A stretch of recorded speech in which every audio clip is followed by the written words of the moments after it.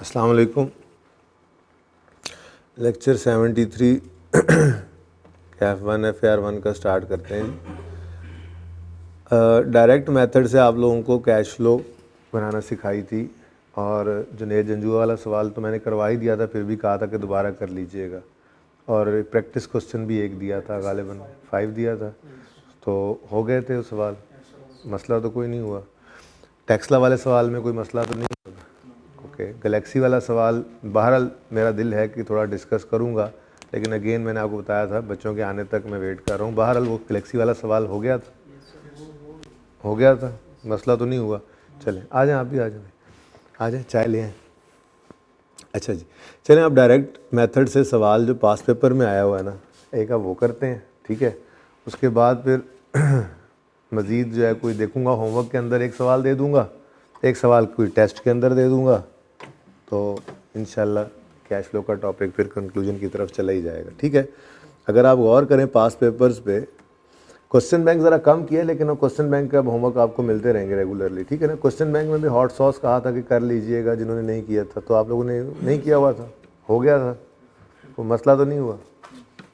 चले, anyways question अगर पास paper के आप देखें तो हमने पास पेपर 4 कर लिया है, 5 कर लिया है, टिक कर लें।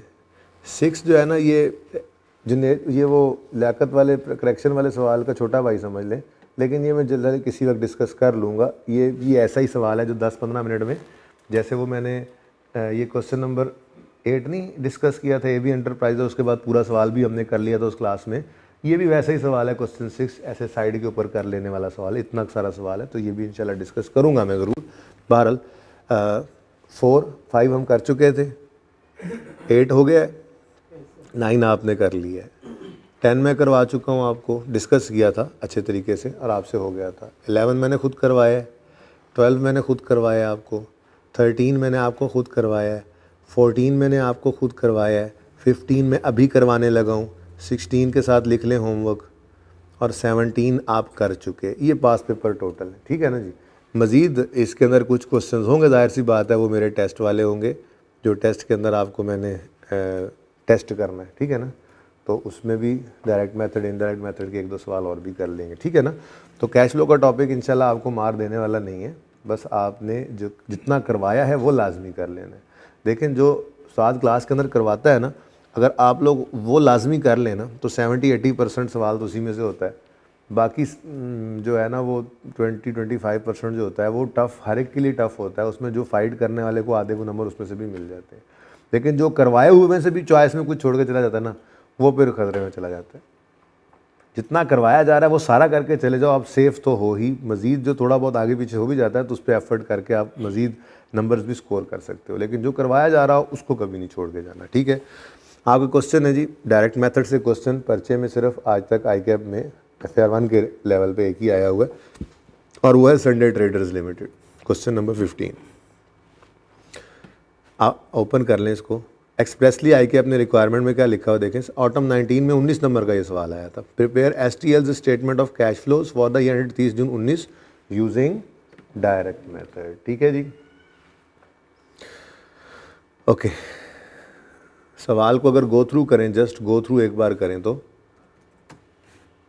Following are the extracts from financial statements of Sunday Traders Limited. ये एक अटैम्प्ट ये वाली आई थी, इसके अंदर ICAP ने सारे हफ्ते के दिनों के नाम लिखे थे, Sunday, Monday, Tuesday, Wednesday, Thursday, Friday, Saturday. Saturday गालिबन नहीं था इस अटैम्प्ट के अंदर, बाकी हर सवाल का ऐसे ही नाम था, Sunday trader, Saturday trader, Friday trader, ठीक है।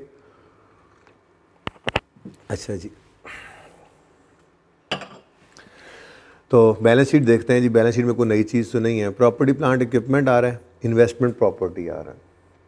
इन्वेस्टमेंट प्रॉपर्टी हमने वैसे पढ़ा हुआ है, कैश फ्लो के सवाल में नहीं आया था, तो यहाँ पे आ गया। इन्वेस्टमेंट प्रॉपर्टी क्या है भाई, जैसे PPE का लेजर बनाना है वैसे इसका लेजर बना लेना।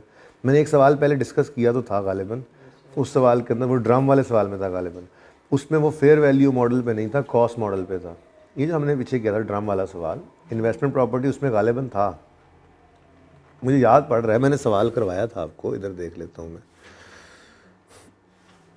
ये देखें, नहीं इसमें नहीं था, बहरहाल था सही, छोड़े छोड़े इस बात को, था सही, जहाँ पे भी डिस्कस किया था उसमें हमने ये देखा था कि इन्वेस्टमेंट प्रॉपर्टी को वो कह रहे हैं जी कॉस्ट मॉडल पे रखा हुआ है, तो इस वजह से इस वजह से हमने उसमें डेप्रिसिएशन निकाली थी बैलेंसिंग, या डेप्शन गिवन थी तो हमने एडिशन निकाला था।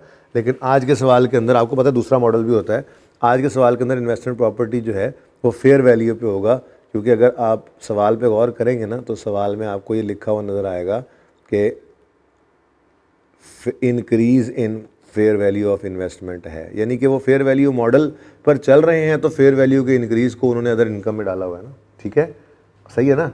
तो बहरहाल ये पॉइंट हम सवाल करते हुए भी पढ़ेंगे ही। तो ये एक नई चीज़ थी इन्वेस्टमेंट प्रॉपर्टी। उसके बाद स्टॉक एंड ट्रेड है, प्री पेमेंट्स हैं, ट्रेड रिसीवेबल्स हैं, कैश है, फिर share capital, share premium, retained earnings में ओपनिंग नेगेटिव आ रहा है। क्या हो गया ये, क्या हुआ, ये गलत हो गया सवाल, सवाल में करेक्शन कर दें, नेगेटिव गलती से लग गया होगा। और भाई रिटेन्ड अर्निंग्स का कॉलम है तो इसमें लॉसेस भी तो आ सकते हैं, रिटेन्ड लॉस भी तो होता है। तो ओपनिंग डेट पे लॉस पड़ा हुआ है भाई। वो जैसे पार्टनरशिप में इंट्रो में आप पढ़ते थे, करंट अकाउंट पार्टनरशिप के अंदर करंट अकाउंट कभी कभी डेबिट बैलेंस भी शो कर जाता था, जितने पढ़ते थे उससे ज़्यादा निकाल लेते थे, याद है ना। तो वो हम बैलेंस शीट में ही नेगेटिव साइन के साथ शो कर देते थे। तो ये रिटेन्ड अर्निंग्स की बजाय ओपनिंग में रिटेन्ड लॉस पड़ा है, लेकिन क्लोजिंग डेट पर ये अर्निंग्स में कन्वर्ट हो गया। इसका मतलब इस साल हैवी प्रॉफिट्स आए होंगे, बल्कि आए भी हैं। ओपनिंग में वो कहता है जी 655 का लॉस पड़ा हुआ था, एक्यूमुलेट हुआ, पिछले सालों में लॉसेस आते रहे होंगे या पिछले साल में इतना लॉस आया होगा कि रिटेन्ड लॉस बन गया होगा, लेकिन इस साल इतना सरप्लस, इतना प्रॉफिट आया कि वो पॉजिटिव में चला गया है। मैच मत करो अभी फ़िलहाल, हो सकता है डिविडेंड भी हो, ठीक है ना। तो बहरहाल एक ये एबनॉर्मेलिटी थी। फिर लॉन्ग टर्म लोन है और नीचे देखें तो उसकी करंट मैच्योरिटी भी है, तो इसको उसी तरह से डील करेंगे जैसे आज तक करते आए हैं। ये हर सवाल में अब तकरीबन देख रहे हैं आप आ रहा है लॉन्ग टर्म और करंट मैच्योरिटी। उसके बाद ट्रेड पेबल्स हैं। कॉन्ट्रैक्ट लायबिलिटी क्या होती है जी, इसके आगे ब्रैकेट में लिख लें advance from customer. Basically IFRS 15 पिछली अटैम्प्ट तक FAR 1 के सिलेबस में था। तो FAR 1 में IFRS 15 पढ़ते हुए पहले ये बता दिया जाता था, या पहले अगर कैश फ्लो भी कराई जाती थी तो बाद में ही कहा जाता कि ये वहाँ पे जाके पढ़ लेंगे, ये contract liability advance from customer ही होता है, लेकिन वहाँ तफसील से डिस्कशन करेंगे। अब चूँकि IFRS 15 FAR 1 से निकल कर FAR 2 में चला गया, इसलिए अब ये कॉन्ट्रैक्ट लायबिलिटी का लफ्ज़ आप FAR 2 में जाके पढ़ेंगे। लेकिन फ़िलहाल आपके लिए इतना ही कि ये एडवांस फ्रॉम कस्टमर होता है, एक लायबिलिटी है। पता है आपको, पैसे पहले ले लिए, अभी चीज़ें हमने या सर्विसेज हमने देनी होती हैं, तो लायबिलिटी टू प्रोवाइड गुड्स या सर्विसेज इन फ्यूचर, ये है कॉन्ट्रैक्ट लायबिलिटी। इसका नया नाम है, पुराना नाम ये ध्यान में रखो एडवांस फ्रॉम कस्टमर, क्योंकि अब अगर आपको सवाल के अंदर वो ये दे पॉसिबल नहीं है उसके लिए। अब अगर आपको कैश फ्लो के सवाल में वो एडवांस फ्रॉम कस्टमर देना चाहेगा तो एडवांस फ्रॉम कस्टमर के नाम से ही देगा, क्योंकि अब FAR 1 के अंदर IFRS 15 का स्टैंडर्ड है नहीं कि आपको ये पता हो। लेकिन इन केस आ भी जाता है इनवर्स केस, तो फिर आपको बता दिया है कि इसका मतलब क्या होता है, बस एडवांस फ्रॉम कस्टमर है, ठीक है। फिर एक्रूड लायबिलिटीज़ है, इंटरेस्ट पेएबल है, प्रोविजन फॉर टैक्सेशन, ये क्या होता है जी। प्रोविजन फॉर टैक्सेशन कहते हैं अंदाज़ा टैक्सेशन का, टैक्स एक्सपेंस जो हम अंदाजे की बुनियाद पर, देखें आप टैक्स पढ़ चुके हैं, आपको पता है कि अगर आपने 30 जून ईयर एंड पे अपने फाइनेंशियल स्टेटमेंट्स बनाई हैं तो प्रॉफिट्स जो हैं वो बहुत सारी चीज़ें ऐसी होती हैं जिनके अंदर आपने अंदाजे भी लगाए होते हैं और टैक्स वालों के रूल्स से भी डिफरेंट होते हैं। तो जो आप अपना प्रॉफिट निकालते हैं उस हिसाब से आप टैक्स रिकॉर्ड कर लेते हैं। एक्सपेंस डेबिट पेएबल क्रेडिट, पे तो वो 3-4 महीने बाद जाके करते हैं आप, ठीक है ना।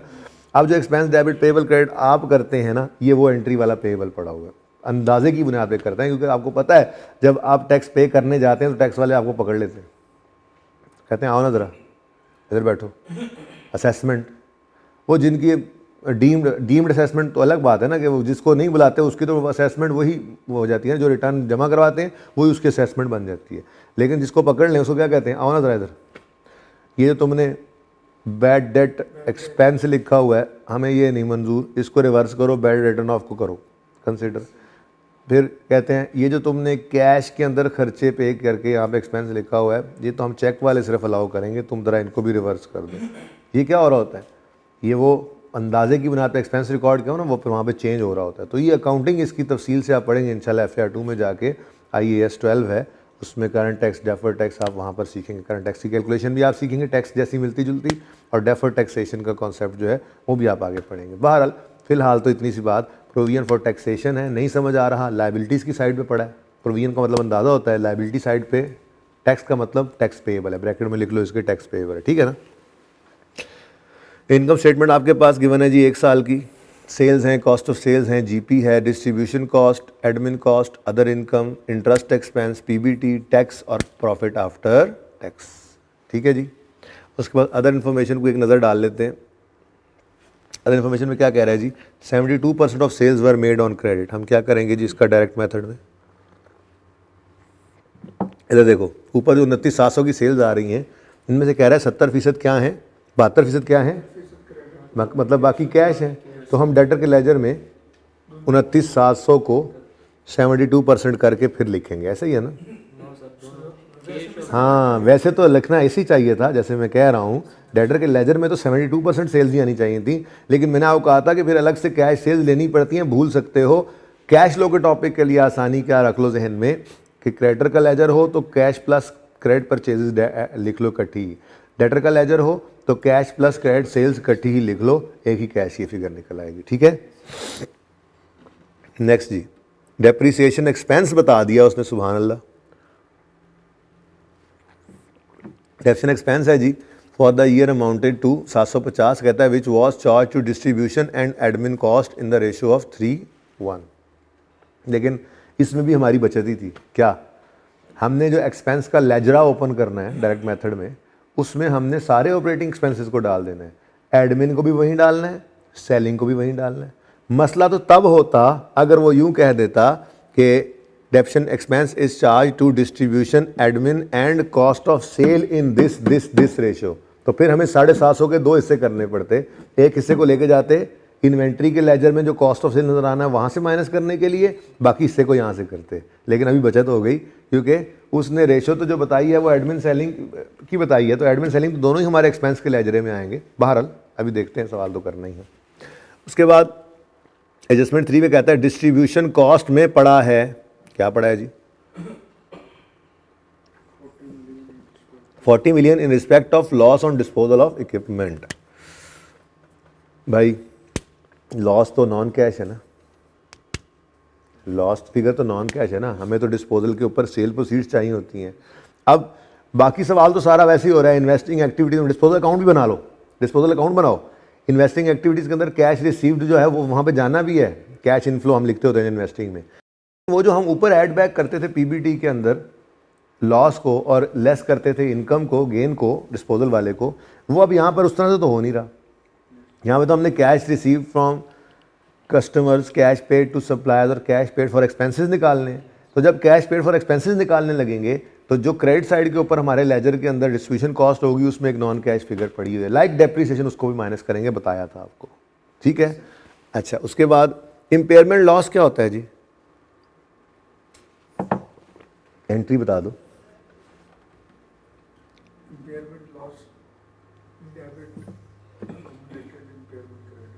तो impairment loss debit, accumulated impairment loss credit का मतलब ये है कि ये कैश पे हो रहा है, ये भी नॉन कैश है, क्या नॉन कैश, डिस्ट्रीब्यूशन में पड़ा हुआ है, निकालोगे फिर, क्या ख्याल है, बात समझ गए। अच्छा नेक्स्ट,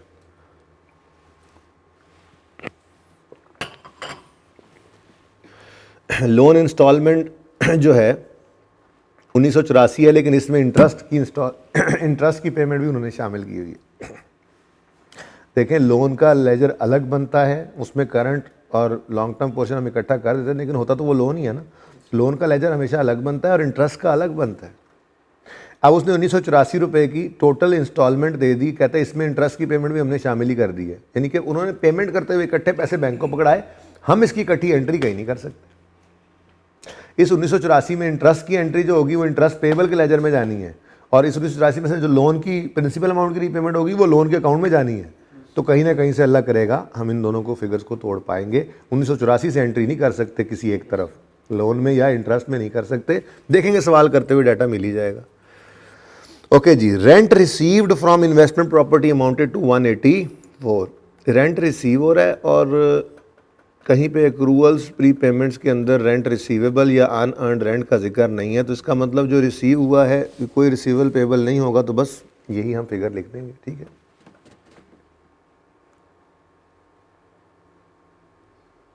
अच्छा, तो सवाल शुरू करते हैं जी अपनी तरतीब के हिसाब से। बस फ़र्क सिर्फ ये होगा आज कि आज हमने उन चीज़ों को भी लेजर्स में ले आना है जिनके पहले क्या बनाया करते थे, जिनको पहले कहाँ ले जाया करते थे, वर्किंग कैपिटल एडजस्टमेंट्स में। तो सबसे पहले तो अगेन हमारा फॉर्मेट ही है, और फॉर्मेट बनाने के लिए आपको मिले हैं 2 मिनट। वैसे तो कम हो गया टाइम, 3 चीज़ें आती हैं, लेकिन दो तीन लाइनें छोड़ दिया करो। याद सुन लो, देखो इधर संडे ट्रेडर्स है, सिर्फ मुझे नाम लिखवा दो, फिर रेस लगाते हैं, ठीक है। Sunday Traders, statement of cash flows for the year ended 30 June 19। अच्छा, अभी तो देख लो जरा। ऑपरेटिंग एक्टिविटीज में पीबीटी से स्टार्ट करेंगे अब। No sir. क्यों क्यों? डायरेक्ट डायरेक्ट मेथड से बना रहे हैं कैश फ्लो। तो 3 चीज़ें मैंने आपको बता दिया था कि यहाँ पर आती हैं। कौन कौन सी? ज़रा देख लो एक दफ़ा प्लीज़।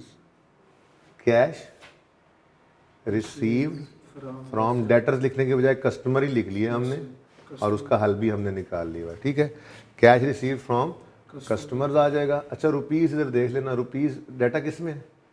मिलियन में। तो मिलियन में ही करेंगे फिर सवाल, ठीक है ना। अच्छा, तो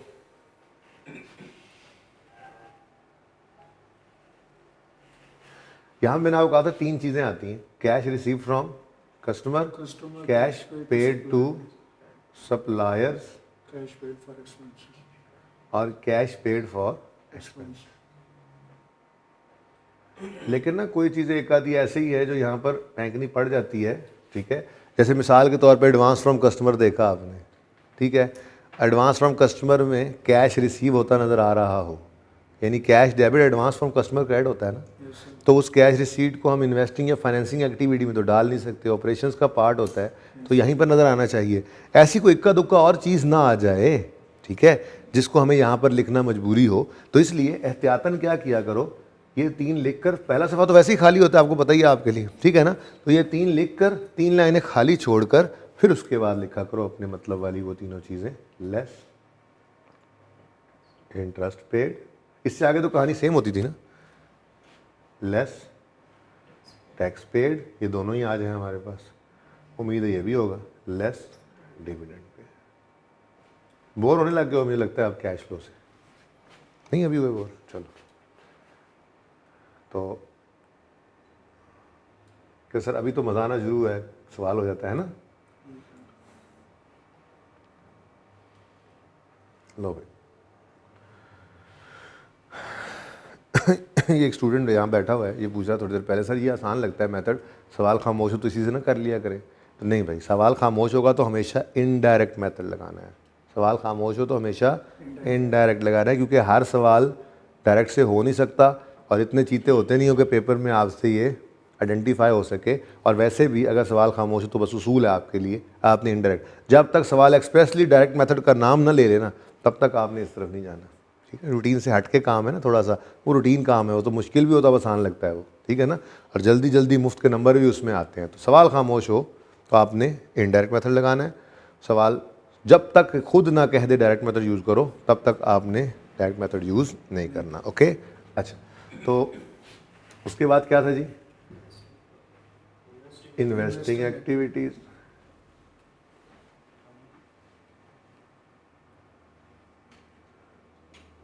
और फाइनेंस। 6-7 लाइनें छोड़ दो इसके लिए, और यहाँ पर करके बी।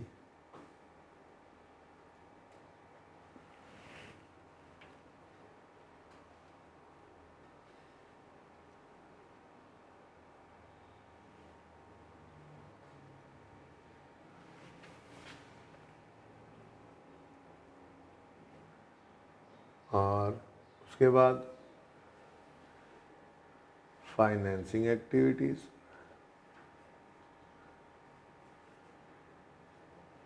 ज़्यादा आइटम नॉर्मली इसमें होते नहीं हैं, 3 एक लाइनें छोड़ दो। सी,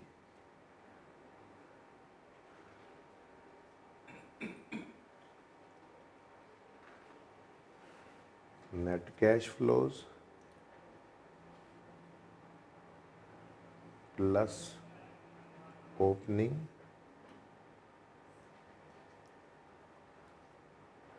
cash and cash equivalent is equal to closing cash and cash equivalent.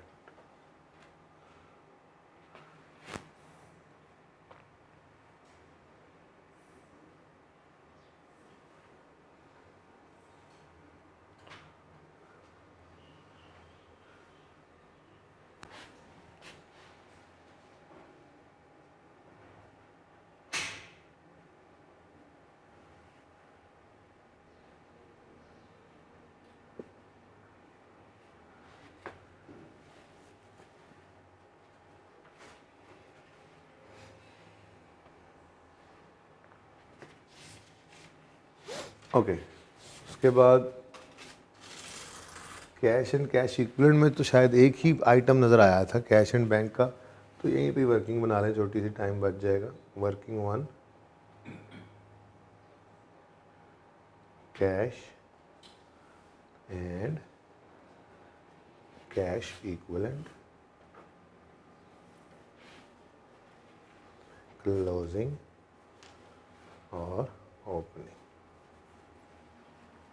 ठीक है जी, इससे आगे अब अपनी मामूल की कार्रवाई शुरू कर देते हैं। अब तो वर्किंग कैपिटल वाला काम भी नहीं ना करना, अब तो उनको भी लेजर्स में लेके जाना है। तो यूँ समझ लो सारी बैलेंस शीट ही अब लेजर्स में जानी है, सिवाय वर्किंग कैपिटल ये cash and cash equivalent items के। ऐसे ही है ना भाई? तो सारी बैलेंस शीट ही कहाँ जानी है? लेजर्स में। ओके चलें शुरू करते हैं जी। पीपीई है, सवाल में एक्यूमुलेटेड डेप्शन अलग से नहीं बताई गई, तो पीपीई बुक वैल्यू पर ही नज़र आ रहा है, तो हम भी बुक वैल्यू पर ही इसका लेजर बना लेते हैं। Property plant and equipment,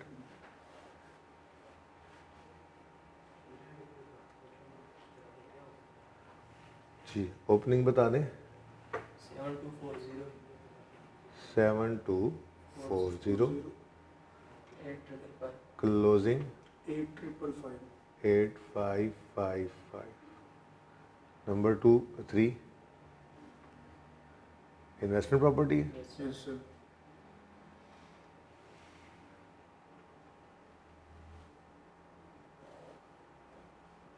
investment property opening बता दो 1120, क्लोजिंग 1800।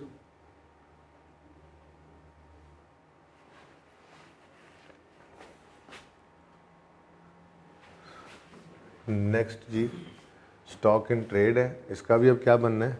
लेजर।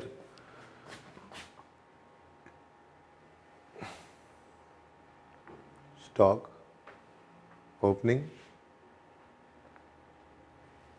ओपनिंग बता देंगे भाई 45, सर खुद देख लेना, आपको नज़र नहीं आता क्या? क्लोजिंग 4800। ये वही लेजर है जिसमें यहाँ पर आपकी परचेजेज आती हैं, क्रेडिटर्स वाली भी आ सकती हैं, कैश वाली भी आ सकती हैं, और इधर क्या आया करता है जी? Cost of sales. और कॉस्ट ऑफ सेल्स के लिए आपको पता है, अगर आपने गिवन सवाल में जो गिवन होती हैं क्वेश्चन वाली, अगर इसमें कोई नॉन कैश पड़ा हो तो वो नॉन कैश आइटम्स जो हैं वो आप इसमें से डिडक्ट करके फिर फिगर लेकर जाते हैं। ठीक है ना? सही है। उसके बाद क्या है जी? प्री पेमेंट्स हैं, तो प्री पेमेंट्स के लिए तो वो एक्सपेंस का लेजरा बनता था, याद है ना, बड़ा सा। ठीक है, तो नंबर 5 कर देता हूँ मैं। एक्सपेंस के लिए एक बड़ा कंसोलिडेटेड लेजर जो बनाया करते हैं हम। ठीक है जी, एक्सपेंसेस सारे के सारे इसी में ही आ जाया करते हैं।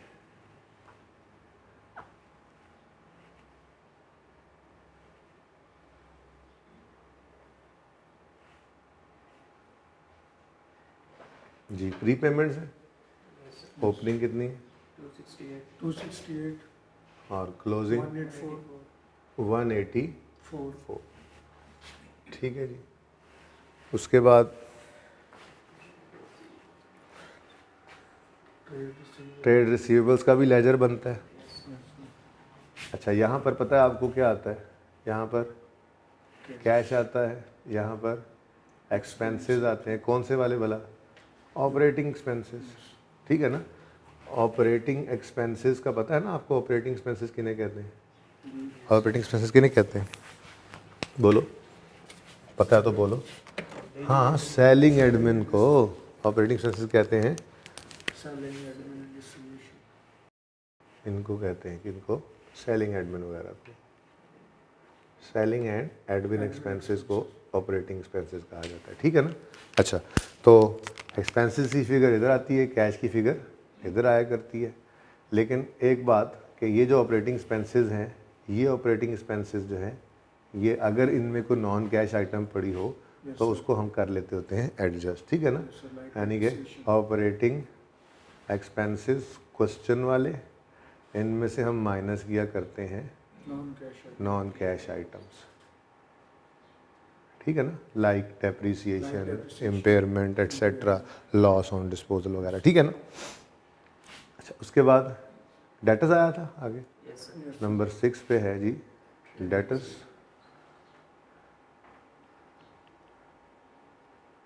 तो लेजर्स और ज़्यादा हो जाते हैं इसमें जी। ओपनिंग 3600.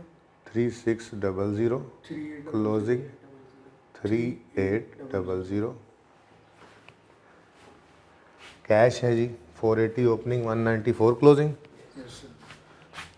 480 194. और 194 सिर्फ कैश लिखा हुआ है। Yes sir. Cash and cash equivalent में आ गए, ठीक है जी। उसके बाद जी शेयर कैपिटल है, शेयर प्रीमियम है, रिटेन्ड अर्निंग्स हैं। ये 3 लेजर्स बनाते हैं खैर से, अब जगह भी चलो। शेयर कैपिटल,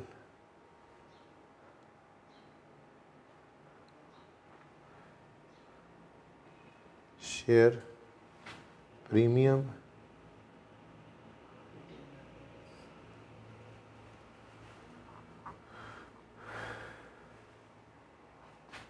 इधर करके बना लेते हैं।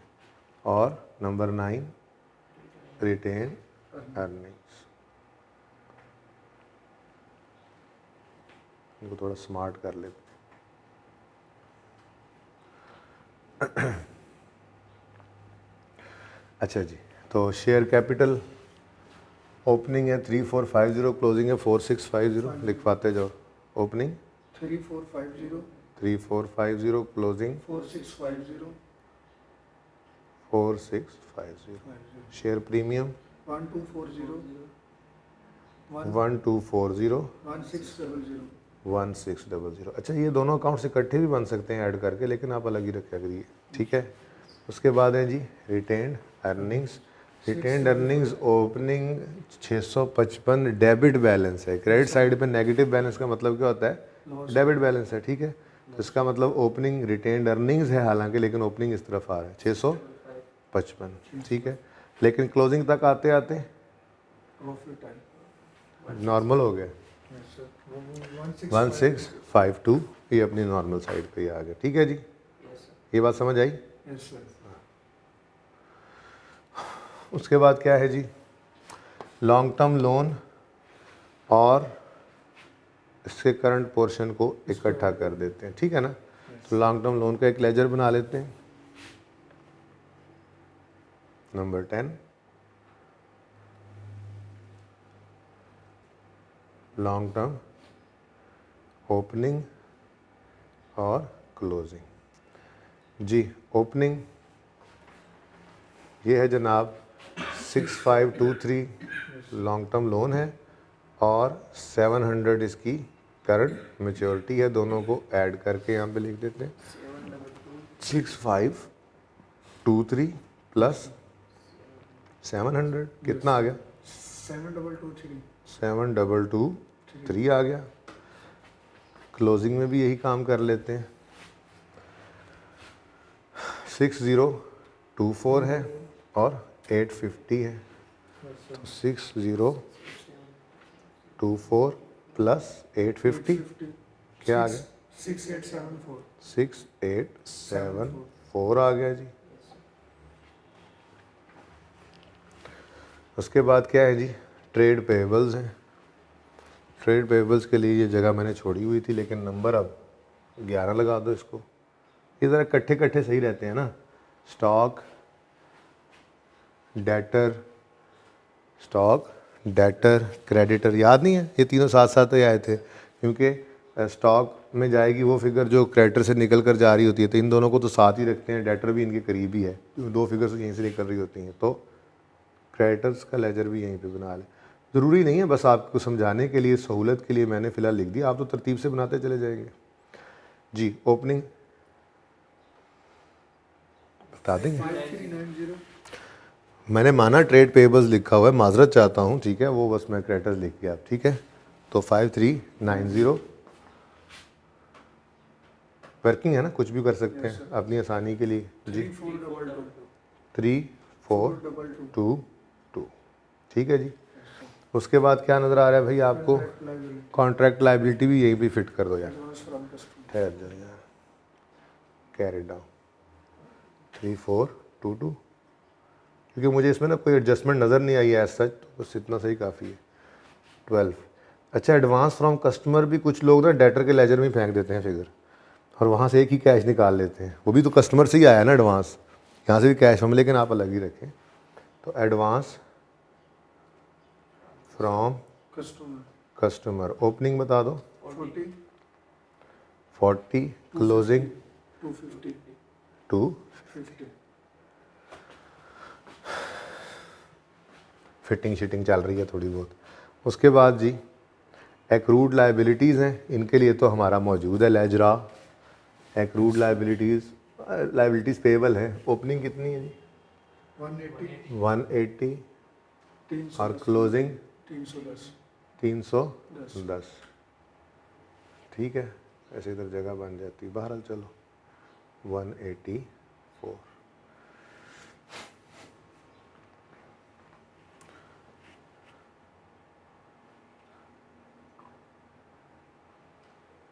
क्वेश्चन वाले उठाए, माइनस किया इनमें से नॉन कैश आइटम्स को, ठीक है, जगह भी बन गई ना वर्किंग की।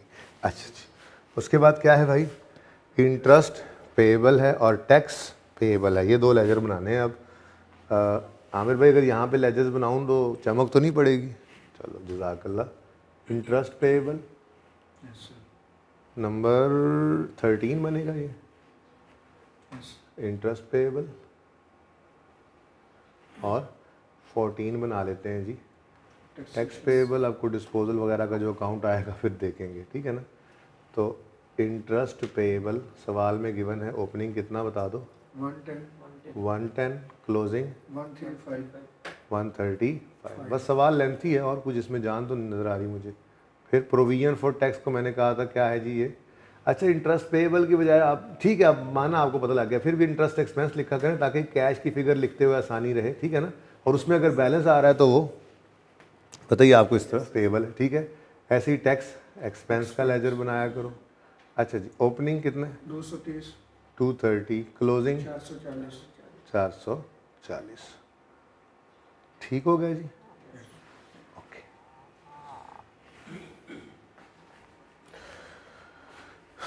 कुछ रह तो नहीं गया भाई? बैलेंस शीट में कुछ रह तो नहीं गया? सारी बैलेंस शीट हमने पोस्ट कर दी। अब इनकम स्टेटमेंट की तरफ चलते हैं और फिगर्स उठाकर लिखते चले जाते हैं जहाँ जहाँ पहुँचाना है हमको। सेल की फिगर आपको पता है, वैसे तो 72% थी सेल्स क्रेडिट पे, लेकिन हम इस टॉपिक के अंदर सारी ही डेटर पे फेंक देते हैं ताकि एक ही कैश निकल आए, आसानी कर लेते हैं, ठीक है। तो 29,700 डेटर के लेजर में यहाँ पर टोटल ही लिख दो, ठीक है। डेटर डेबिट सेल क्रेडिट कितना जी? 29700। नेक्स्ट है cost of sales. Cost of sales 15,750 है। कौन सी लेजर में आती हैं जी? स्टॉक के लेजर में। अब इधर देखो 15,750 हैं, लेकिन इसमें कोई ऐसी चीज़ मुझे अभी तक नज़र नहीं आई है कि जो इसमें पड़ी हो, हमें नॉन कैश की वजह से उसको निकालना पड़े। एक दफ़ा ना चेक कर लेते हैं, सारा सवाल तो सारा सामने है आपके, ठीक है। डेप्रीसिएशन 750 की डिस्ट्रीब्यूशन में पड़ी है, डिस्ट्रीब्यूशन सेलिंग को कहते हैं, ठीक है ना, और एडमिन में पड़ी है, यानी कि कॉस्ट ऑफ सेल में डेप्रीसिएशन कोई नहीं है। अगर होती तो निकालते, ठीक है। उसके बाद डिस्ट्रीब्यूशन कॉस्ट में ही, कॉस्ट ऑफ सेल की बात नहीं कर रहा, डिस्ट्रीब्यूशन कॉस्ट में ही एक लॉस पड़ा है और इम्पेयरमेंट भी पड़ी है। फिर लोन के इंस्टॉलमेंट की बात कर रहा है। फिर अदर इनकम में फेयर वैल्यू इन्वेस्टमेंट प्रॉपर्टी का पड़ा है, रेंट रिसीव पड़ा है इन्वेस्टमेंट प्रॉपर्टी का, बात समझ रहे हो, ठीक है ना। और between the year STL issued right shares at premium, ये भी बता दिया उसने। तो इसका मतलब कोई भी ऐसी चीज़ कॉस्ट ऑफ सेल के अंदर पड़ी ही नहीं है नॉन कैश जिसको निकालना पड़े, इसलिए अगर आप गौर करें तो मैंने इसके नीचे कोई जगह नहीं छोड़ी थी। बहरहाल ऐसा कर लेते हैं ज़रा, चले कैरी डाउन, ज़ीरो कर दूंगा ना ज़रा, 4800 था, ओके।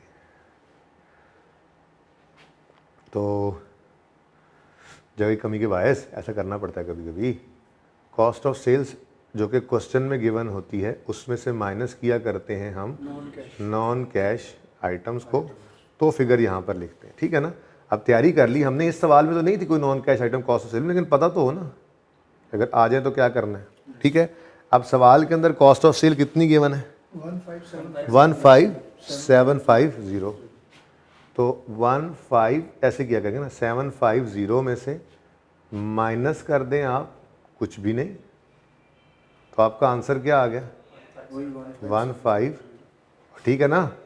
तो ये 15750 इधर लिख दो। और अगर कोई नॉन कैश आइटम होता है माइनस होकर ये फिगर चेंज हो जाती, ये चेंज होती तो यहाँ पर वो चेंज फिगर लेते, स्टार लगाया होता हमने नीचे, पता लग जाता कि जी ये ऐसे निकली फिगर एग्जामिनर को, ठीक है। सही हो गया, चलिए जी। बहरहाल ये थोड़ा सा काम वैसे ही कर लिया, रिक्वायर्ड तो नहीं था। आगे आ गया जी डिस्ट्रीब्यूशन कॉस्ट, एडमिन कॉस्ट, ये दोनों ने ही एक्सपेंस के लेजरे में जाना है, बोलो। तो मुसीबत में क्यों पड़े हैं, इनको ऐड करके ले जाते हैं, पता है क्यों।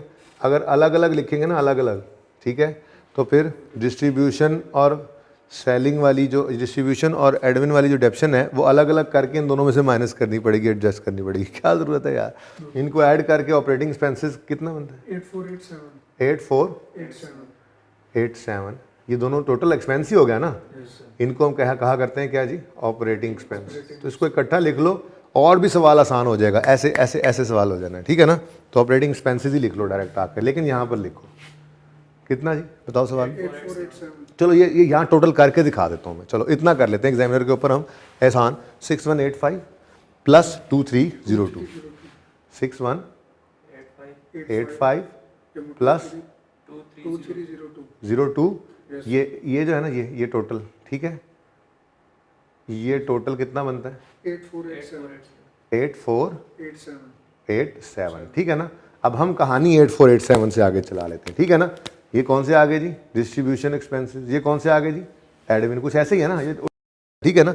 हमने दोनों को क्या कर दिया, ऐड। अब इसमें कोई नॉन कैश पड़ा है या इसमें कोई नॉन कैश पड़ा है, कोई बात नहीं, जब टोटल ही आ गया तो उस टोटल में से माइनस कर देंगे तो बात तो वहीं पहुंच जानी है, तो ज़िंदगी आसान हो गई ना। क्या ख्याल है, ठीक हो गया। चलो, लेकिन फिलहाल तो हम डाटा लिखते जा रहे हैं, अभी हम एडजस्टमेंट्स नहीं कर रहे, ओके। उसके बाद ये अदर इनकम है, ये अदर इनकम कहाँ पे लेके जानी है, कहीं नहीं लेके जानी, देख लो। अदर इनकम कहाँ है, एक्सपेंसेस में ले जाए, नहीं यहाँ ले जाए, नहीं टेंशन कोई नहीं है यहाँ तक, फिलहाल टेंशन कोई नहीं है। क्यों, पीबीटी हमारा स्टार्टिंग पॉइंट है ही नहीं, ठीक है। पीबीटी हमारा स्टार्टिंग पॉइंट नहीं है। जैसे आप जुनेद वाला सवाल देखें तो उसमें आप गेन लॉसेस को एडजस्ट करते थे कि नहीं करते थे। चलो, अब जब आपने डायरेक्ट मेथड से सवाल किया तो चलो लॉस तो किसी में शामिल नहीं था, अलग पड़ा था, चलो वो फंसे नहीं आप। गेन तो अलग नज़र आते हैं ना, अदर इनकम ही जाते हैं ना। क्या उनको सवाल में कुछ किया था आपने, कुछ नहीं किया था, इग्नोर किया था बस, ठीक है। मसला तब होता है जब हमारी इन फिगर्स में से, ये हो गया ऑपरेटिंग एक्सपेंस हो गया, ये कॉस्ट ऑफ सेल हो गया, इन एक्सपेंसेस में से किसी एक्सपेंस में कोई नॉन कैश एक्सपेंस घुस जाए ना, उसको निकालना पड़ता है, ठीक है ना। सही है, तो इसलिए इसको कहीं नहीं लेके जाना, बस छोड़ो। इंटरेस्ट एक्सपेंस 1210 आ रहा है, इंटरेस्ट के लेजर में ले आओ। इंटरेस्ट एक्सपेंस तो इस तरफ आएगा ना, डेबिट साइड पे। हाँ, तो इसीलिए कहा एक्सपेंस लिखा करो ताकि ये मसला ना हो, ठीक है ना। एक्सपेंस डेबिट कैश क्रेडिट इधर आना है, और interest expense profit and loss वाली फिगर जो होती है, प्रॉफिट एंड लॉस वाली कितना है 1210, ये इधर आ गया, ठीक है जी। उसके बाद पीबीटी आ गया, ये हमारा स्टार्टिंग पॉइंट अब नहीं है, हम यहाँ से ही शुरू करते, ठीक है। और फिर क्या आ रहा है जी, 1150 का टैक्स एक्सपेंस है, तो इधर तो कैश आना है। टैक्स एक्सपेंस जो कि प्रॉफिट एंड लॉस वाली फिगर होती है, कितना है जी 1150, ठीक हो गया जी। अब सारी इनकम स्टेटमेंट भी हमने पोस्ट कर दी। अब हैं सिर्फ ये एडजस्टमेंट्स। तो ये तो ऐसे हो रहा है सवाल, तभी तो भाई कह रहा था सर यही वाला मेथड ना कर लिया करें। भाई नहीं, ये नहीं करना, ठीक है ना। हाँ, सवाल खामोश हो तो कौन सा मेथड? तो जी, depreciation expense for the year amounted to 750 which was charge to distribution and admin in the ratio of 3:1। भाई डिस्ट्रीब्यूशन है चाहे एडमिन है, हमने तो फिगर एक ही निकाल ली है 8487। अब इन दोनों के मजमूए में 750 शामिल है ना, बोलो हमने क्या करना है, उसको माइनस करना है। तो कितना भाई? डबल 7 नहीं माइनस 750। अभी रुक जाओ भाई, ये 750 ये क्या है जी? नॉन कैश ये डेप्रीसिएशन है। वो नॉन कैश तो ऊपर लिखा हुआ है ना, अब इसका नाम लिख दे, कौन सा नॉन कैश आइटम है? डेप्रिसिएशन। ये डेप्रीसिएशन एक्सपेंस है भाई। वो कह रहा है इन्हीं एक्सपेंसेस में शामिल हो गया है, 3 हिस्से इसमें, एक हिस्सा इसमें। हमने कहा तो चारों के चारों इसमें, ठीक है ना। और जान जुड़ा ली, क्या ख्याल है? तो जुगाड़ लगाना आना चाहिए आपको बस। अच्छा चलें आगे, ओके नेक्स्ट हो गया पॉइंट 2 भी।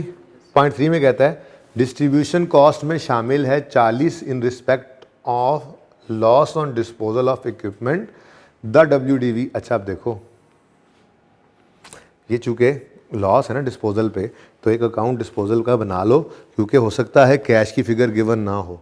इन्वेस्टिंग एक्टिविटीज़ तो बना ही रहे हो ना, यहाँ पे cash receive from disposal of fix asset तो लेना ही होता है ना। तो डिस्पोजल जब भी नज़र आए ना, डिस्पोजल अकाउंट बना लिया करो, मेरा मशवरा, ठीक है। नंबर 11 डिस्पोजल डिस्पोजल का अकाउंट बना जी। 14 सर, अच्छा 15 15 डिस्पोजल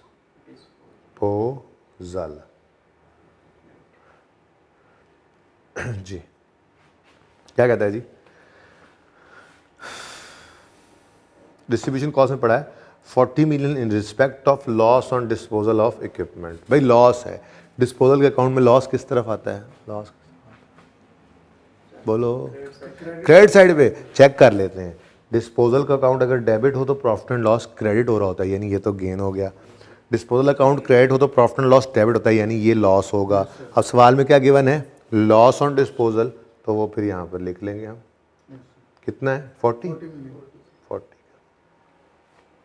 लेकिन साथ ही साथ एक और मसला भी है। डिस्पोजल अकाउंट में तो आपने ये लॉस लिख दिया, मसला क्या है? वो क्या कह रहा है? वो कह रहा है डिस्ट्रीब्यूशन कॉस्ट में ये 40 पड़ा है, और डिस्ट्रीब्यूशन कॉस्ट ये 6185 इस 8487 के अंदर ऐड की हुई, यानी कि इसमें पड़ा है।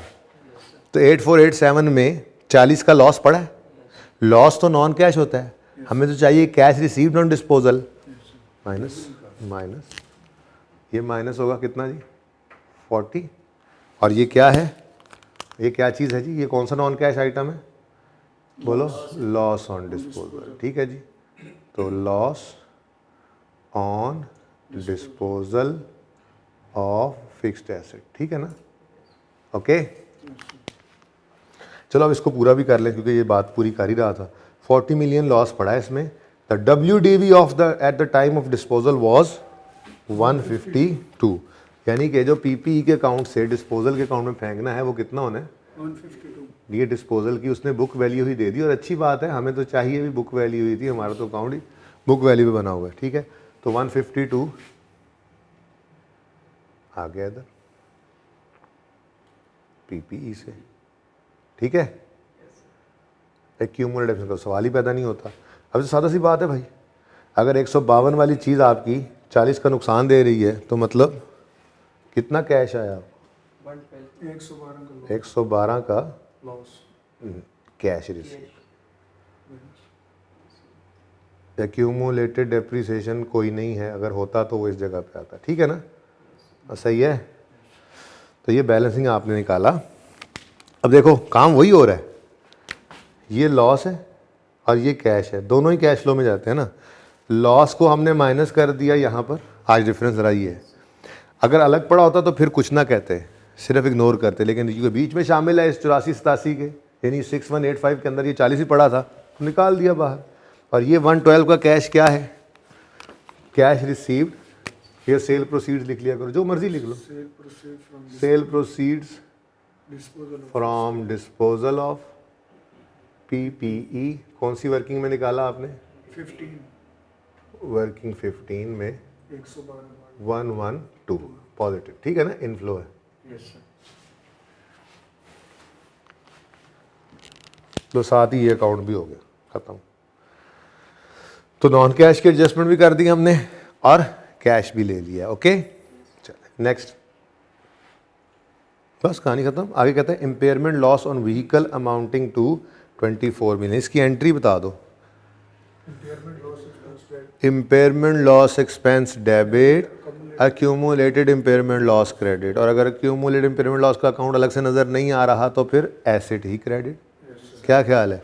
जैसे डेप्रिसिएशन की एंट्री हो सकती है depreciation expense debit asset credit और एक्यूमुलेटेड डेप्रिसिएशन या PPE क्रेडिट हो सकता है ना ऐसे। Yes sir.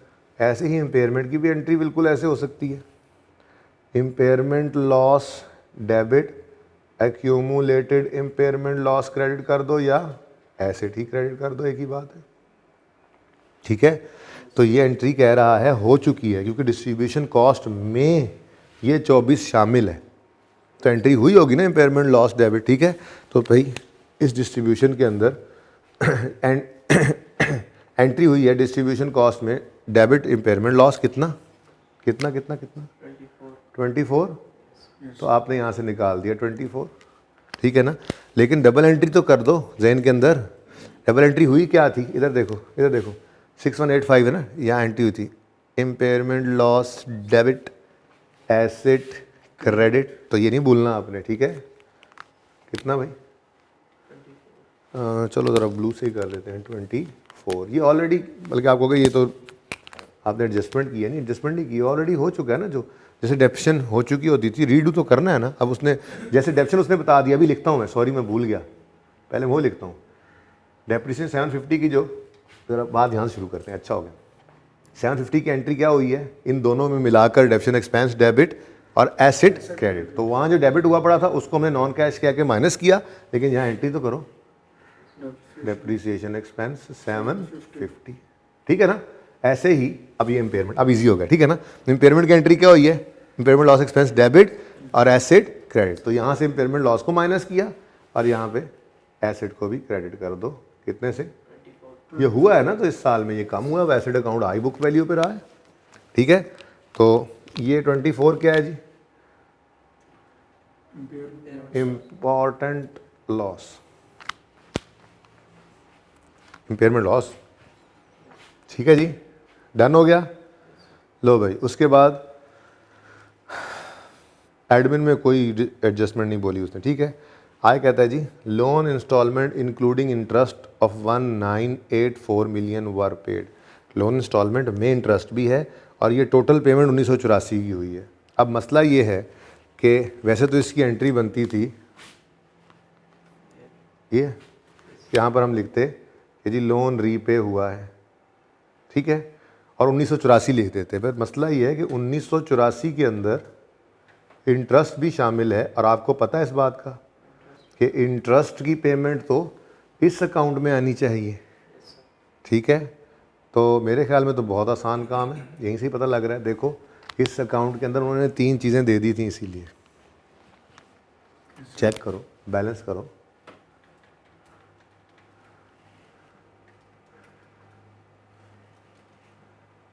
डबल 185 1185 ये इंटरेस्ट पे हुआ है।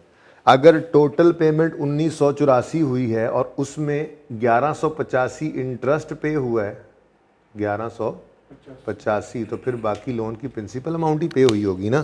कितनी बनती है बोलो? 799, ठीक है जी।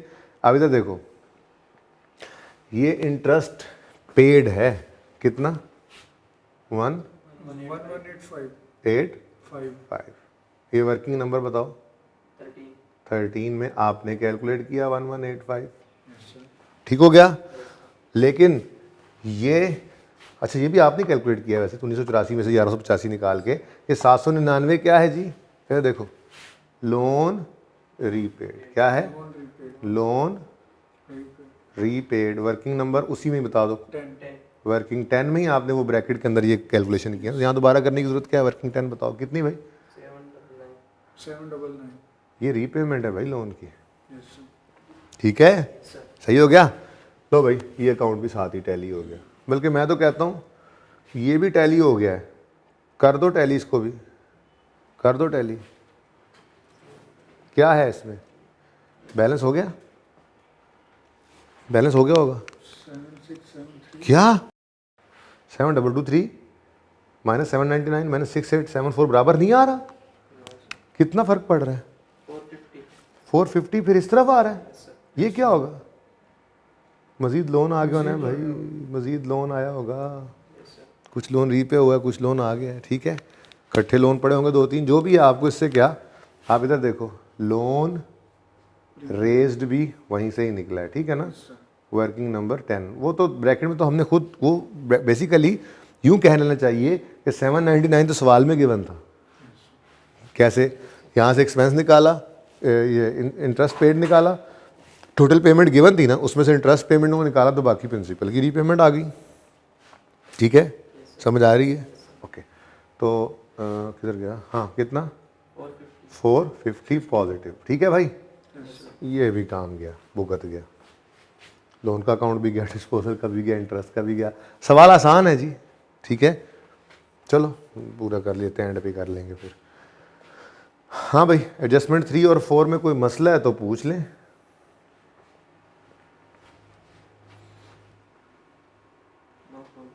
नहीं प्रॉब्लम, चलें आगे। अब आगे वो कहता है अदर इनकम में शामिल है, इस अदर इनकम में शामिल है, क्या शामिल है जी? Increase in fair value of investment property.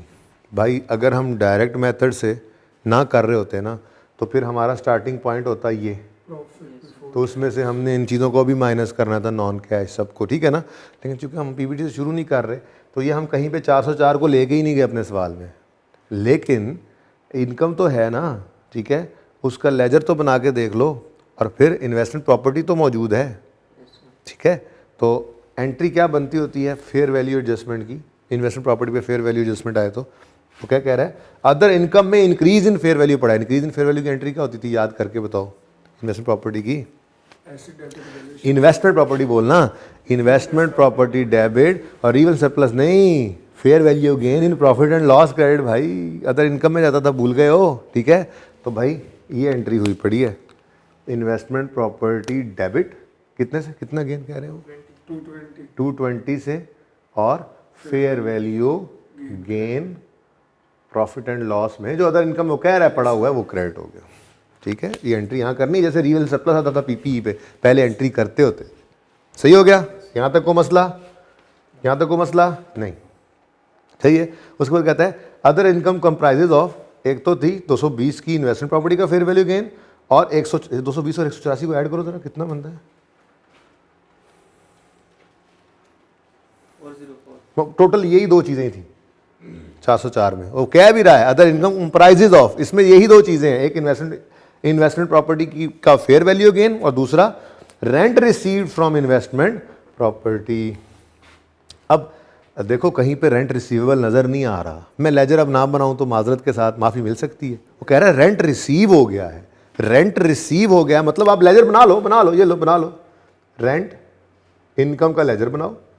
अब वो क्या कह रहा है? रेंट रिसीव हुआ, यानी ये क्या है? कैश। कैश इनकम के लेजर में कैश किस तरफ आता है? Cash debit income credit. कितने से कितना? 184। और वो कह रहा है अदर इनकम में भी ये शामिल है, तो रेंट इनकम भी कितना है? 180. कहीं पे कोई ओपनिंग कोई क्लोजिंग गिवन नहीं है, तो फिर क्या जरूरत है इसको बनाने की, ठीक है ना। तो बस ये रेंट रिसीव जो हुआ है, ये रेंट रिसीव, ये कैश रिसीव्ड है, ठीक है ना। तो कोई और डिस्पोजल तो नहीं है ना, देख लो, cash received from investment property, कोई वर्किंग नहीं, सवाल में गिवन था कितना? 134 इनफ्लो है ना, 184, ठीक है। अच्छा अब सुनो इधर, ऐसा हो सकता था कि सवाल के अंदर ना अनअर्न्ड रेंट या रेंट रिसीवेबल दे देता, ठीक है ना, और ये कैश की फिगर आ जाती, तो एक्सपेंस और इनकम निकाल लेते बैलेंस, या इनकम की फिगर सवाल में दे देता, कैश की फिगर हमें फिर निकालना पड़ती, लेकिन ऐसा कुछ हुआ नहीं क्योंकि सवाल में भी गिवन नहीं था और वो खुद भी कह रहा है कि ये रेंट रिसीव्ड की अमाउंट है यहाँ पे पड़ी है, यानी कि जो इनकम बनती, जो रेंटल इनकम थी वो सारी रिसीव हो गई है, तभी तो कह रहा है अदर इनकम में शामिल है rent received. Rent received, rental income नहीं कह रहा इसमें पड़ी है, रेंट रिसीव जो होगा वो इसमें पड़ा होगा, ठीक है। ओके, और जी और क्या फरमा रहे हैं, कहानी तो खत्म हो गई। कहता है एसटीएल ने इशू किए हैं right shares at a premium, मतलब cash debit, share capital credit और शेयर प्रीमियम क्रेडिट, ठीक है जी होगा, मुझे जब फिगर निकलेगी तो निकाल लेंगे बैलेंसिंग, बस छोड़ो सवाल खत्म हो गया। अब ब्लू मार्कर निकालो, बैलेंसिंग शुरू कर दो, शुरू करो शाबाश, सवाल खत्म हो गया। थोड़ा इधर होके बैठ जाए यार ताकि कैलकुलेशन इजीली हो। वैसे तो मैं स्मार्ट सा ही हूँ पर फिर भी तुम्हें नहीं नजर आता तो क्या कर सकता।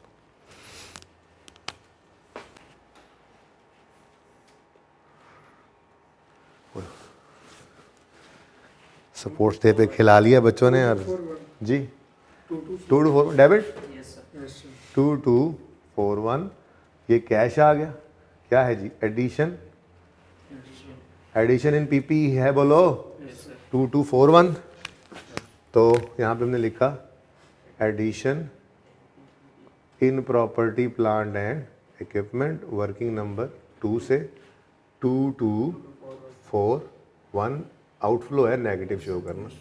नेक्स्ट क्या है जी इन्वेस्टमेंट प्रॉपर्टी, हाँ भाई 460 किधर आ रहा है, नो सर आ ही नहीं सकता था क्योंकि फेयर वैल्यू मॉडल पे है, यस सर डेप्रिसिएशन तो इसमें होती नहीं है, ठीक है ना, और डिस्पोजल का कोई जिक्र इसने किया नहीं है, तो फेयर वैल्यू मॉडल पे हो तो इस तरफ तो फिर डेप्रिसिएशन आती है ना, शुक्र है इधर बैलेंस नहीं आया, इधर ही आ रहा है बैलेंस कितना 460। यस सर अब देखो ना अगर फेयर वैल्यू गेन की एडजस्टमेंट यहाँ ना डालते तो ये कैश ज़्यादा हो जाता, फिगर गलत हो जाती ना, ठीक है। ये क्या है जी एडिशन इन इन्वेस्टमेंट प्रॉपर्टी, यानी हमने इन्वेस्टमेंट प्रॉपर्टी को और मज़ीद खरीद ली होगी, वर्किंग नंबर 3 से 460, ठीक है। नेक्स्ट जी ये हो गया अकाउंट, ये भी हो गया अकाउंट, स्टॉक का करो ज़रा बैलेंस, तो क्रेडिटर की फिगर आ रही है बैलेंस यही है ना यस सर 16050, इसको ले जाओ स्टॉक। अच्छा कल देखा था आपने क्रेडिटर की फिगर निकली थी और स्टॉक से हमें बैलेंस मिला था, कुछ ऐसा हुआ था। यस सर बहरहाल आज उलट चले हैं, आज हमें यहाँ स्टॉक से परचेजेज मिली हैं और सवाल खामोश है तो हम क्रेडिट परचेजेज रिज्यूम करते हैं, क्योंकि इधर देखो ये भाई साहब के इधर ना, ठहर जाओ, क्या कुछ आता है नॉर्मली परचेजेज और कैश, ऐसे ही है ना, लेकिन ये दोनों ही आज सवाल में मिसिंग थे।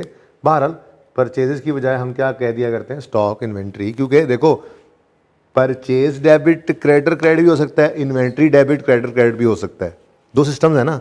अब जब हमने परचेज का अकाउंट बनाने की बजाय इन्वेंट्री का अकाउंट बना लिया तो फिर एंट्री बन गई इन्वेंट्री डेबिट क्रेडिटर क्रेडिट, तो मैंने परचेज को काट के स्टॉक लिखा ताकि आपको एंट्री भी याद रहे कि आता तो परचेज ही है, लेकिन यहाँ पे जो कोई स्टॉक का लेजर बन गया तो वो हम परपेचुअल टाइप एंट्रीज कर लेते हैं, ठीक है ना। अच्छा भाई ये अब सवाल से हमें मिल गया वर्किंग नंबर 4 से हमें मिल गया कितना 16050, ठीक हो गया। तो अब बैलेंसिंग कैश यहाँ से निकल रहा है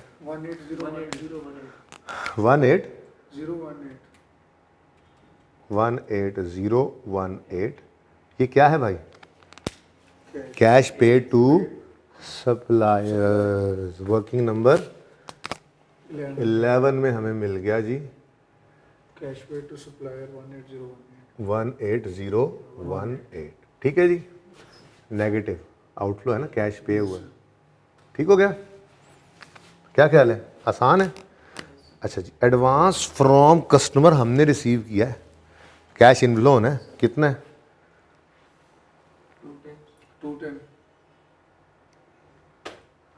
210,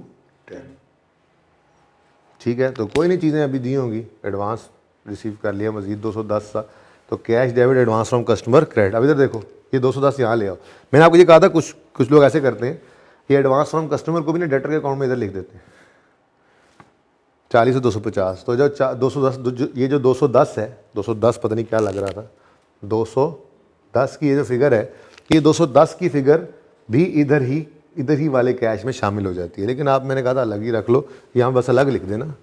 यहाँ पे आप क्या लिखोगे, कैश रिसीव्ड फ्रॉम कस्टमर्स ही लिख लो, चाहे जब बहुत तकलीफ हो तो एज एडवांस लिख लो। 210 वर्किंग नंबर 12 210, 10 ये पॉजिटिव होगा, ठीक है, यस सर। यहाँ लिख लो, ठीक है। डन ये वाला लेजर भी। आगे आए एक्सपेंस के लेजर में आए, तो एक्सपेंस के लेजर के अंदर अब आपके लिए फिगर तैयार हो चुकी है, तो यहाँ लेके जानी है। 8487 इन दोनों का टोटल आ गया था ना, इसमें से ये तीन चीज़ें माइनस करो। 76 73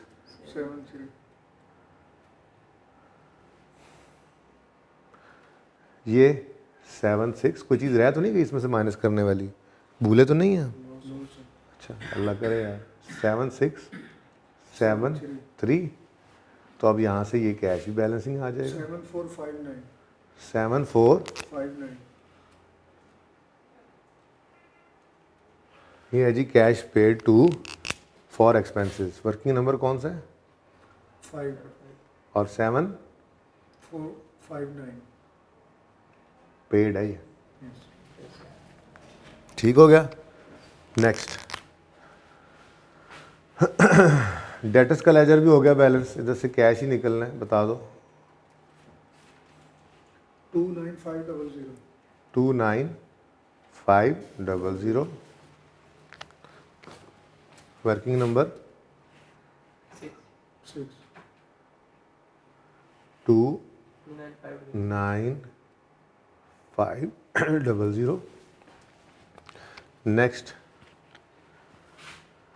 ये भी डन। यस शेयर कैपिटल के अकाउंट में कैश 1200 1200, यस सर। और शेयर प्रीमियम के अकाउंट में कैश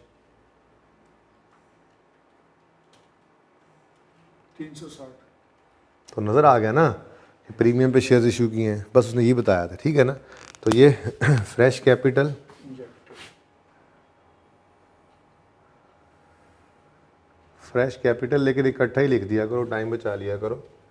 1200 जमा 360, 1560 और यहाँ लिखना हो तो लिख लो। ये वर्किंग 1 कौन सा है? वर्किंग वर्किंग 7 एंड वर्किंग 8 ठीक है जी, बोलो। 1500 1560 पॉजिटिव, यस सर। ओके। ये भी हो गए, ये भी हो गए, ये हो गए, इसको भी कर दो बैलेंस।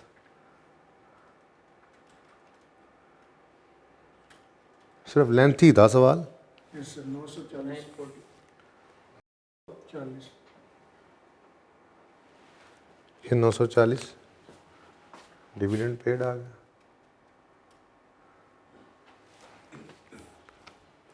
इसके बाद रिटेन अर्निंग डन हो गया। रिटेन्ड अर्निंग्स 2307 इस तरफ, क्रेडिट साइड पे प्रॉफिट आफ्टर टैक्स मौजूद है, रिटेन्ड अर्निंग्स में आया होगा। ऐसे ना किया करो यार, प्रॉफिट आफ्टर टैक्स यस इस तरफ ही आया करता है ना, 3507, ठीक है। अब बताओ बैलेंसिंग फिगर किस तरफ आ रही है? ऐसे ही डिविडेंड को छोड़ दिया तुम लोगों ने। डेबिट साइड पे 1200, यस सर। लो भाई 1200 का डिविडेंड आ गया। ये वो एंट्री होती है retained earnings debit dividend payable credit, तो ये बैलेंसिंग निकाला, ठीक है ना। लेकिन सवाल में तो नहीं है, लेकिन अगर सवाल में डिविडेंड पेएबल होता, पता है ना क्या करते?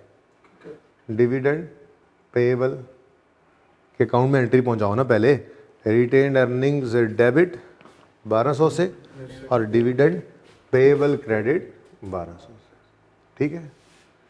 अब ओपनिंग में कोई पेएबल है नहीं, क्लोजिंग में भी कोई पेएबल है नहीं, तो यही क्या निकल आया हमारा?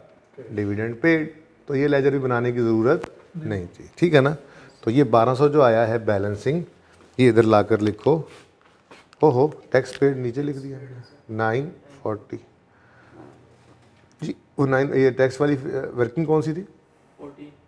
14। अच्छा रिटेन्ड अर्निंग्स की वर्किंग कौन सी है जी? 9। और डिविडेंड पेड कितना आया इसमें? 1200। पूरा 1200। Yes. ये जी 1200 आ गया। ठीक है, सही है। रिटेन अर्निंग्स डन, ये पहले ही डन थे, तो ज़रा टोटल कर दो भाई।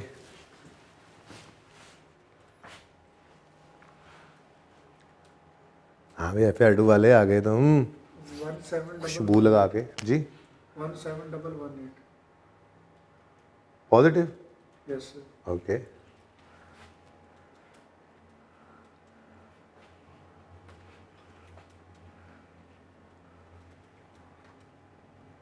Two 405. Negative. 05 negative. Yes, sir.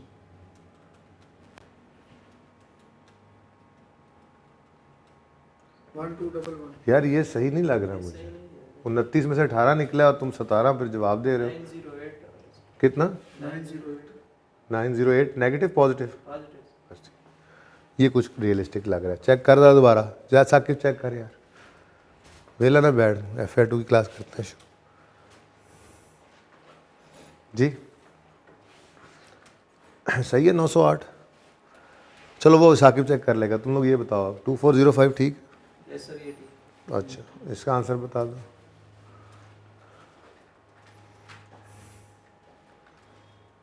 1211. 1211.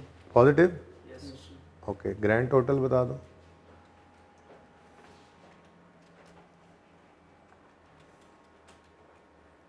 Minus 286. 286 negative. Yes, sir. Yes, sir. ये 480 इधर रख के ज़रा चेक करो अल्लाह का नाम लेकर। 194. ठीक सही है, हो sir. गया, चलो मुबारक हो।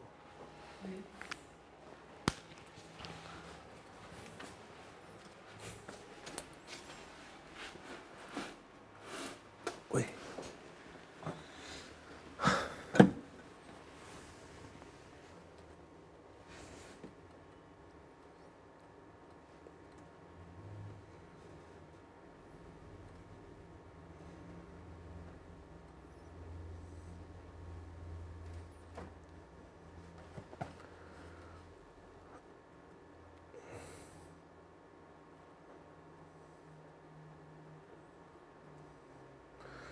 अच्छा जी, ले आए इधर भाई। आपका क्वेश्चन बैंक का क्वेश्चन नंबर 3 है, यूनिवर्सल लिमिटेड। पेज है आपकी बुक्स का 597। पेज 597 पे क्वेश्चन नंबर 3 है, यूनिवर्सल लिमिटेड। नज़र आ रहा है भाई? PPE है, स्टॉक इन ट्रेड है, इनकम टैक्स रिफंडेबल है, tax trade receivable, cash, share capital, retained earning, surplus, debentures, interest payable, trade payables, accrued liabilities, unearned maintenance और प्रोविजन फॉर टैक्स। पहुंच गए सब? अच्छा, इसमें ना अब एक दो चीज़ें ऐसी हैं जो ज़रा अजीब सी लगी, जैसे इनकम टैक्स रिफंडेबल भी आ रहा है और इनकम टैक्स पेएबल भी आ रहा है। वो इनकम टैक्स रिफंडेबल है ना, ठीक है। और ये क्या है, प्रोविजन फॉर टैक्स क्या होता है? Income tax payable. भाई कोई मसला नहीं है, आपने क्या करना है, टैक्स एक्सपेंस का लेजर बनाना है। आपको पता ही है कि एक्सपेंस पेएबल भी हो सकता है, प्रीपेड। आपको पता ही है एडवांस टैक्स का कॉन्सेप्ट है। हुकूमत कहती है कि सारा साल हमने सिस्टम चलाना होता है, तो आप हमें कुछ जो है ना टैक्स एडवांस ही दे दिया करें। ऐसे ही करते हैं ना हुकूमत वाले, पढ़ा होगा आपने टैक्स के अंदर। तो पहले तो पेएबल होता है, इस तरफ लिखते आ रहे थे हर रोज़। कोई नहीं, आज रिफंडेबल या एडवांस टैक्स आ गया, तो इसी लेजर के अंदर, इसी सिंगल इसी लेजर में, नया ना निकाल लेना, इसी लेजर के अंदर वो एडवांस टैक्स या रिफंडेबल टैक्स नाम की कोई चीज़ जो एसेट आ रहा हो वो भी इसी में लिख दो, ठीक है। यहाँ पर टैक्स एक्सपेंस आ जाएगा और यहाँ पर, ठीक है ना। तो अगर कोई नई चीज़ क्या बताइए आपको, अगर कोई टैक्स रिफंडेबल या एडजस्टेबल या एडवांस नाम से कोई एसेट साइड पे दे दे टैक्स, तो उसको भी उसी लेजर के अंदर लिख देना, कोई मसला नहीं, ठीक है। उसके बाद आगे बढ़ते हैं। शेयर कैपिटल है, रिटेन अर्निंग है, सरप्लस है, डिबेंचर्स लिखा हुआ है, इसको अंडरलाइन करके आगे लिख लो। मैं क्यों बताऊं, वैसे मैंने बोरिंग कॉस्ट में ये बता दिया था। देखो डिबेंचर्स को पढ़ना तो FR2 में है, ये लोग FR2 वाले बस पहुंचने वाले हैं वहाँ पे, ठीक है। लेकिन डिबेंचर्स के बारे में आपको बता दिया था IAS 23 में, लोन नोट्स हों या डिबेंचर्स हों या ये प्रेफरेंस शेयर्स हों रिडीमेबल वाले, ये सब क्या है, लोन की, क्या है ये, लोन ही है, ठीक है ना। तो ये डिबेंचर्स बैलेंस शीट की क्रेडिट साइड पे लाइबिलिटीज़ में नज़र आ रहे हैं, तो मतलब ये हमने किसी को लोन दिया हुआ है, यानी कि हमने 100 रुपया लिया, हर एक बंदे से 100 रुपया लेते गए और उसको एक एक डिबेंचर पकड़ाते गए कि कल को ये इतने साल बाद आगे पैसे भी ले लेना और इंटरेस्ट भी ले लेना। तो ये लाइबिलिटी है, just this is just a loan. तो लिख लो इसके साथ ब्रैकेट में, लॉन्ग टर्म लोन कह लो, लोन कह लो, जो मर्जी करो। इंटरेस्ट पेबल है, ट्रेड पेबल्स है, एक्रूड लाइबिलिटीज़ है, अनअर्नड मेंटेनेंस है, मेंटेनेंस एडवांस के अंदर आ रही है, लेजर बना लोगे, ठीक है ना, और प्रोविजन है। आगे प्रॉफिट एंड लॉस अकाउंट में sale, cost of sale, GP, operating expense, other income वगैरह गिवन है सारा कुछ। एडिशनल इन्फॉर्मेशन है, 60% sales were made on credit, UL maintenance provision, depreciation expense इतना है, 70% is charge to cost of sale, यहाँ से ही फंसोगे आके। फिर अदर इनकम में ये चीज़ें पड़ी हैं, और रिक्वायरमेंट है based on above information prepare UL statement of cash flow for the end 30 June 17 using direct method. अब इधर देखो, ये जो लाइन है ना, ये लाइन कि डेप्रीसिएशन जो है वो ये उसमें माइनस करेगा। डेप्शन एक्सपेंस फॉर द ईयर है 22 मिलियन, जिसमें से 70 मिलियन जो है वो 70% जो है वो कॉस्ट ऑफ सेल में। तो फिर बाकी कितने होएगा? अगर 70 कॉस्ट ऑफ सेल में है तो फिर बाकी ऑपरेटिंग एक्सपेंसेस में होगा ना। हाँ, तो फिर जो डेप्शन टोटल है इसके दो हिस्से करोगे, इसका 70% जो है वो इन्वेंट्री के लेजर वाले कॉस्ट ऑफ सेल में से माइनस करोगे, जो जहाँ पे पड़ा होगा ये 187,500 आ रहा होगा, इसमें से माइनस करोगे 187,500, ठीक है। और बाकी का जो है वो जो 30% होगा वो ये जो 46,766 आ रहे हैं इनमें से माइनस करोगे, ठीक है ना। उसके अलावा मेरा ख्याल में कोई नहीं इतना मसला कर लोगे, ठीक है ना। चलो कोई एडजस्टमेंट होगी भी तो समझ वो डिस्कस कर लेंगे। उसके साथ ही क्वेश्चन बैंक 4 एक छोटा सा क्वेश्चन है, ये भी थोड़ी मजीद प्रैक्टिस है डायरेक्ट मेथड की ही, साथ में उसने इनडायरेक्ट भी मांगा हुआ है, तो आपने ये दोनों सवाल करके आने हैं। क्वेश्चन बैंक नंबर 3 और question bank number 4। Question bank number 3 कौन सा है जी? Umar limited, UL universal limited, universal, अच्छा चलो एक ही गल है। और क्वेश्चन बैंक नंबर 4 ट्रेंगो है, ठीक है। और क्लास वर्क वाला सवाल तो आप किया ही करते हैं, आपको संडे लिमिटेड वाला सवाल भी दिया था, ठीक है भाई। आज के लिए इतना ही। एक मिनट, IS 8 पता है मुझे कि आप कह रहे हैं कि वो तो कर ही नहीं रहे। अब बस ये एक मेन सवाल मैंने खुद भी करवाना था, क्योंकि कल मैंने डायरेक्ट मेथड शुरू करवाया है, तो मैं नहीं समझता था कि मैं ऐसे ही छोड़ दूं पर्चे के लिए आपको कि पर्चे में आप कर लोगे। एक एग्जाम लेवल का क्वेश्चन, क्या एग्जाम वाला क्वेश्चन ही मैंने करवा लिया, लेवल नहीं एग्जाम का ही सवाल है। ये वाइल सवाल है IQ के अंदर, अच्छा सवाल था, ठीक है। इसको मजीद जो मुश्किल करना होगा ना, वो मैं टेस्ट के अंदर 1-2 सवाल और टेस्ट कर लूँगा। तो एक सवाल करवाना बहरहाल मेरे लिए ज़रूरी था। अब कैश फ्लो प्रिंसिपली कंप्लीटेड है, अब थ्योरेटिकल कुछ चीज़ें हैं, छोटी मोटी चीज़ें हैं, MCQs हैं, तो इसके साथ साथ अब IS 8 भी चल पड़ेगा। तो इंशाल्लाह हम अगले 2-3 दिन या शायद पूरा वीक भी डिस्कशन हो सकता है, इतनी ज़्यादा होनी नहीं है वैसे इतनी ज़्यादा, लेकिन चलो 2 से 3 दिन तो कम अज़ कम। देखो ना, बीच में टेस्ट आ जाएगा, वो भी कैश फ्लो का, एक दिन वो सवाल करवाने में लग जाएगा। तो एक आधा सवाल होमवर्क के अंदर ऐसा दूंगा, मुश्किल डिस्कस कर रहा होता है बंदा, तो 3 से 4 दिन मेरा दिल यही है कि कैश फ्लो और IS 8 के ऊपर मजीद लगा के इनको अच्छी तरह से पक्का कर रहे हैं एग्जाम लेवल के लिए। उसके बाद फिर EPS रह जाता है हमारा, रेशोज़ रह जाती है, और income expenditure non profit organisation रह जाती है। तो शायद EPS ही शुरू कर दें हम, ठीक है ना। तो वो देखो 3-4 दिन के अंदर अंदर होपफुली हम शुरू करेंगे। बहरहाल आज के लिए इतना ही, होमवर्क लाजमी करके आइएगा। ज़िंदगी रही तो कल मुलाकात होगी। अस्सलाम वालेकुम।